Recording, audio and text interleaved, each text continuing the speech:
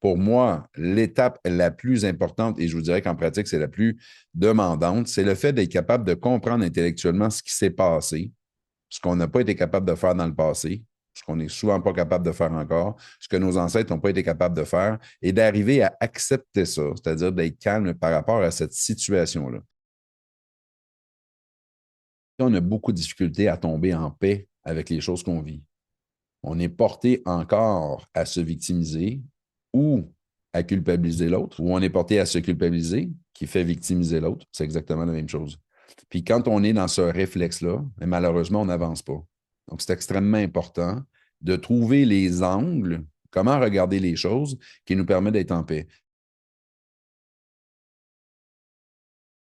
C'est-tu parce que c'est des histoires d'époque, parce qu'on porte les histoires de nos ancêtres, puis nos ancêtres n'ont pas eu toutes les possibilités que nous, on a aujourd'hui?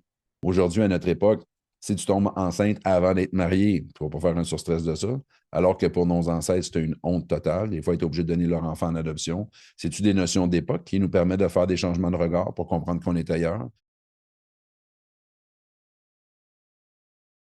C'est-tu parce que je comprends qu'il a agi en lien avec son inconscient, qu'il aurait aimé réagir mieux, mais qu'il n'a pas été capable? C'est très difficile de faire la paix avec le fait que j'ai subi quelque chose. C'est très difficile de faire la paix si j'ai le sentiment que j'ai fait subir quelque chose. Mais lorsqu'on comprend en loi biologique qu'il n'y a pas de victime, qu'il n'y a pas de coupable, qu'en fait, c'est notre inconscient qui dispose, parce que je le rappelle, si c'était notre partie consciente qui disposait, ça ferait longtemps qu'on vivrait dans un paradis. Tout le monde ici, sans exception, si c'était la partie consciente qui était prioritaire, bien, vous auriez une vie qui serait très différente. Tout le monde, sans exception, voudrait être la meilleure version de soi-même. Sans exception. Lorsqu'on en veut à nos parents, bien, nos parents auraient aimé être les meilleurs parents possibles. Lorsqu'on en veut à nos enfants, bien, nos enfants auraient aimé être les meilleurs enfants possibles. On en veut à notre conjoint aurait aimé être le meilleur conjoint possible. Quand les gens viennent me voir, peu importe la position qu'ils ont, qu'elle soit celle de la victime, que ce soit celle du coupable, la personne, elle est mal parce qu'elle a l'impression qu'elle n'a pas fait ce qu'elle aurait dû faire.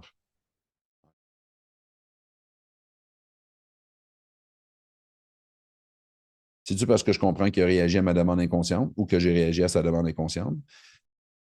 On oublie que la vie, c'est un chemin d'évolution, puis on oublie que pour évoluer, il faut passer des examens.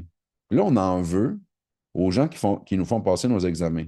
Alors qu'en réalité, ils nous les font passer parce qu'on est toujours en échec. Puis là, on en veut à l'autre qui nous font passer notre examen au lieu de nous se responsabiliser puis de passer nos examens.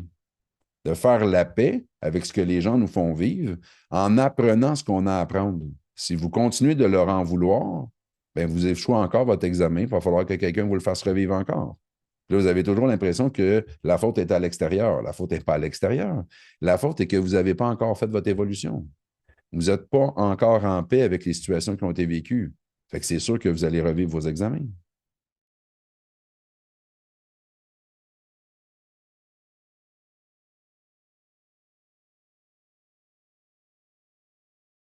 Donc, c'est tous ces questionnements-là, ces positions-là qui sont à trouver, à adopter pour vraiment être capable d'être en paix.